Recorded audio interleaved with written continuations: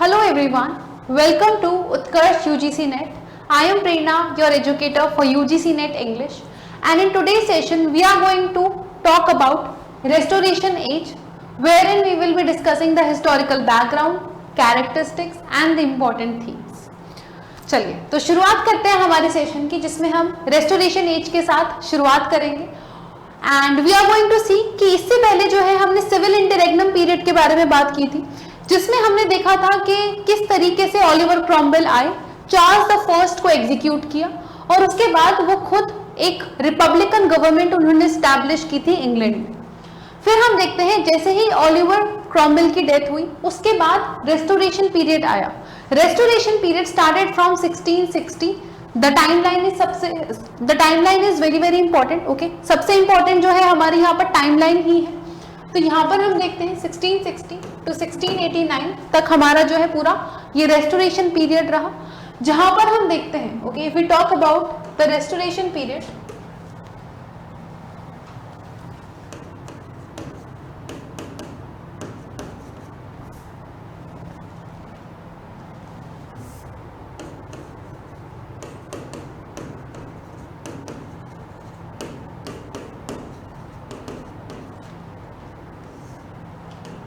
if we talk about the restoration period, here we see from 1660 to 1689. This is the timeline. Okay, here we see that Charles II, basically in the restoration period we see Charles II came on to the throne. Okay, he came back to the throne. जब Oliver Cromwell आए थे तो हमने देखा Charles II is the son of Charles the first, जिनको Oliver Cromwell ने इनके father को एग्जीक्यूट किया था। तो जब ये आए ओके वापस, तो इससे पहले ये जो 20 इयर्स का ड्यूरेशन था, बीच में ये कहाँ पर चले गए थे, ये हाइडिंग में चले गए थे and he was exiled in France. Okay, वो फ्रांस में थे। So he came from France to England. So here we see the restoration. In 1660 it happened. Okay, Samuel Pepys was the one who was there on the ship जब Charles II आ रहे थे France से England में। और यहाँ पर हम देखते हैं कि with Charles II there also came the revival in theatres. Okay, theatres जो थे हमारे वो भी 1642 में बैन कर दिए गए थे by the Puritan government, and then here we see 1660 में almost after 18 years. Okay, here we see revival of theatres. Right, theaters came in England. Okay, all over again we see the revival of theaters here. Yes, all good so far. Then what else do we see during the Charles II? हम देखेंगे कि हमारी जो themes होंगी, they are going to talk about the moral corruption of the aristocracy of the upper class period. We are going to see love affairs, adultery, infidelity in marriages. क्योंकि theatres बहुत ज़्यादा time बाद England में basically आए थे, तो हमने देखा कि एक रिएक्शन था जहाँ पर वो जो भी हमारी इमोरल थीम्स थी उन सब थीम्स के बारे में बात कर रहे थे। इसी ड्यूरेशन हम देखते हैं एफ्रा Ben also came. Okay, एफ्रा Ben was the first female writer who was writing and who was making money by the writing profession. Okay, she was earning her bread and butter. Then we also see कि जो हमारी female actresses थी, first time जो है restoration stage पर वो आके उन्होंने परफॉर्म किया था। So here we see that during this period okay, first female writer, first female professional writer came. Her name was Ephra Behn.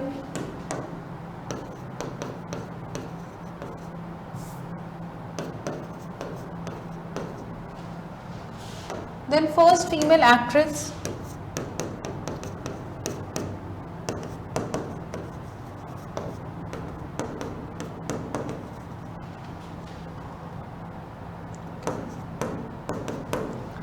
These were the important points in here. Revival of theatres में हम देखते हैं कि हमारी जो themes थी, okay, what were the themes which were becoming prominent?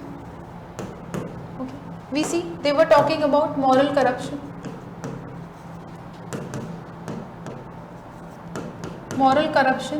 okay, of the upper class,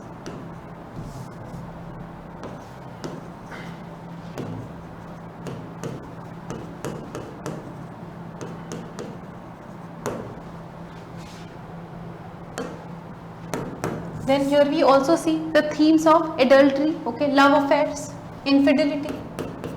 Okay, infidelity, it refers to cheating. Okay. Then here we see adultery. Okay. All these themes were very much prominent. Okay, manipulation.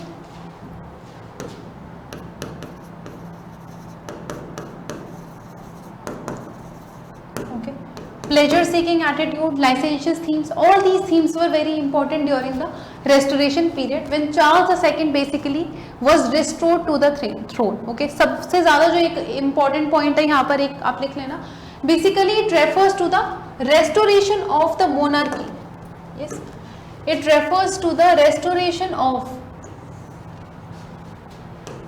monarchy कि जो king थे England के वो वापस आ गए थे and people were happy क्योंकि ओलिवर क्रॉमवेल का रूल इतना स्ट्रिक्ट था because he was a Puritan, so everyone was very happy that basically okay that finally we see that monarchy was restored in England, right.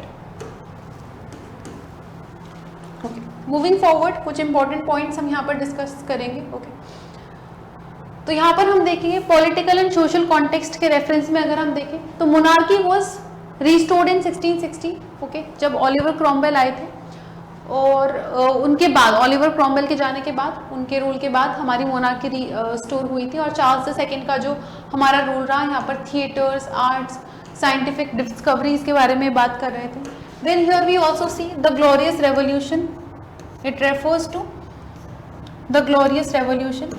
Okay, यहाँ पर 1688 में हमने देखा ended James the second's reign and brought William III and Mary II, William III and Mary II to the power. Okay, हमने देखा कि इनके जो हम देखेंगे कि ब्रदर थे जो जेम्स II वो उनको थ्रोन पे लाना चाहते थे बट ग्लोरियस रेवोल्यूशन के वजह से he became unpopular even when he came on to the throne and then William II and Mary II came on to the throne of England. जब मोनार्की और पार्लियामेंट दोनों का कोलैबोरेशन में हम देखते हैं कि रूल चल रहा था. Monarchy was the basically face of England and parliament used to make the rules and regulations. Characteristic हमने बात की सटायर, ओके, एंड विट, ये हमारी बहुत ही प्रोमिनेंट थीम्स थी of this particular period. Heroic couplet अगर हम यहाँ पर देखें, ठीक है, जो हमारे कॉन्क्वेस्ट ऑफ ग्रेनाडा, ड्राइडन के जो वर्क थे वो हीरोइक कपलेट में लिखे गए थे जहाँ पर हम देखते हैं conflict between love and honour. Okay, restoration comedy वो हम विलियम कॉन्ग्रीव का एक वर्क है the way of the world, उसमें भी देखते हैं bold, witty, often sexually explicit and mocking societal norms के बारे में बात हो रही थी.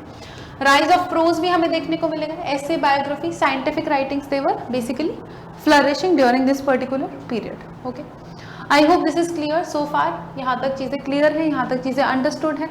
यस, और इसी को अगर डिटेल में पढ़ना चाहते हैं, ओके, ब्रिटिश लिटरेचर की सीरीज अभी कंटिन्यू है यूट्यूब पे लाइव डेली हमारी जो क्लासेस हैं. ओके, आप यूट्यूब लाइव हमारी ज्वाइन कर सकते हैं इसी चैनल पे on UGC net. Okay, daily सुबह मॉर्निंग में, ओके, 8:35 AM, ओके, हमारी क्लासेस होती हैं यूट्यूब पे जहाँ पर हम इन सबको डिटेल में डिस्कशन करने के बाद क्वेश्चंस भी सॉल्व करते हैं, मेजर राइटर्स के बारे में पढ़ते हैं. Okay, so you can actually join that series और उससे आपको काफ़ी हेल्प भी मिलेगी. ओके, प्रीवियस से हमारे लेक्चर्स भी देख सकते हो आप रेस्टोरेशन के, और आगे भी अभी हम मॉडर्न एज के साथ भी कंटिन्यू कर रहे हैं. सो डेली हमारा यूट्यूब लाइव होता है. अगर आपको कोई डाउट है किसी भी तरीके का तो आप उसको वहाँ पर आके हमारे साथ क्लास में जुड़ के, सारे स्टूडेंट्स रहते हैं हमारे यूट्यूब और एप्लीकेशन से रिलेटेड स्टूडेंट्स भी रहते हैं हमारे, आप ज्वाइन कर सकते हैं और लाइव को ज्वाइन कर सकते हैं. और इसके अलावा हमारी जो कोर्सेज हैं, ओके, अगर आप में से कोई भी स्टूडेंट्स जो हैं पेपर 1 का जो कोर्स है अगर आप खरीदना चाहते हैं और पेपर 2 का लेना चाहते हैं तो हमारा जो नया बैच 2.0 लॉन्च हुआ है इसमें आपको सारी ही चीज़ें बहुत ही कॉम्प्रिहेंसिव और स्ट्रक्चर्ड वे में पढ़ाई जा रही है. Okay, so you can actually refer to it. और इसके लिए आपको उत्कर्ष का एप्लीकेशन डाउनलोड करना है जहाँ पर आप प्ले स्टोर में जाके UGC नेट के सेक्शन में जाएंगे तो आपको हमारे सभी कोर्सेज मिल जाएंगे. पेपर 2 का इंग्लिश का बैच अगर आप लेते हैं, ओके, और इंग्लिश के अलावा हमारी ज्योग्राफी, कॉमर्स, पॉलिटिकल साइंस सभी की बहुत ही बेहतरीन फैकल्टीज आपको सारी चीज़ें टू द पॉइंट तरीके से सब कुछ कवर करा रहे हैं, ओके। और इंग्लिश के में अगर आपको कॉम्प्रिहेंसिव वे में, डिटेल्ड वे में अगर आप पढ़ना चाहते हैं तो आप जुड़ सकते हैं। लाइव क्लासेस हमारी होती हैं जहां पर हम डाउट सेशंस भी लेते हैं। मैं निमोनिक से, ट्रिक से आपको चीजें याद कराती हूँ क्लास में।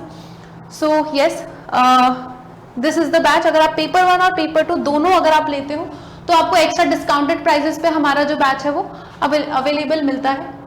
इसके अलावा हमारे जो कुछ रिकॉर्डेड बैचेस है जैसे कि हिंदी, साइकोलॉजी, इनमें भी आप एनरोलमेंट कर सकते हैं और इसका भी जो बैच है आप परचेज कर सकते हो। आगे बढ़ते हैं तो यहाँ पर पेपर 1+2 का जो बैच है ये आप खरीद सकते हैं, okay. You can by this particular batch.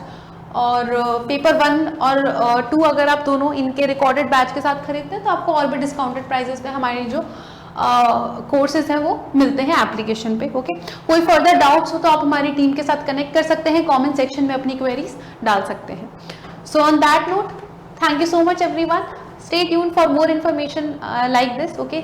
Like, share and subscribe with your friends, and thank you so much. Stay tuned.